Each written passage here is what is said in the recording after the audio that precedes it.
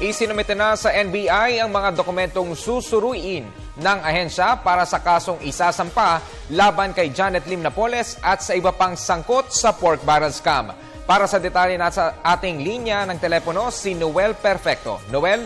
Magandang gabi, Kirby. Handa na nga National Bureau of Investigation sa pagsampa ng kasong pandarambong laban sa utak ng PDAF scam na si Janet Lim Napoles at ilang pa mga mambabatas, senador, congressmen at conduits, pati na rin ang aides at personal na kasangkot sa naturang katiwalian.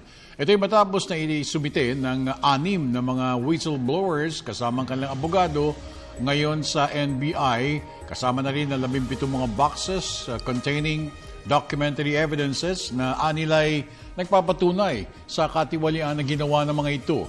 Kasalukuyang sinusumpaan rin ng mga saksi ang naturang documentary evidences sa kahabaan ng Taft Avenue sa NBI.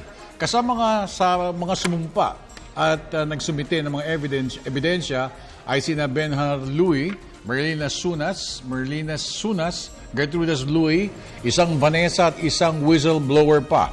Ayon sa mga kinaukulan ng NBI, handa na nilang isumite ito sa Ombudsman matapos na suriing maigi ang mga naturang documentary evidences at ihahain na rin nila sakali sa kailangan umabot sa Sandigan Bayan ang mga ito.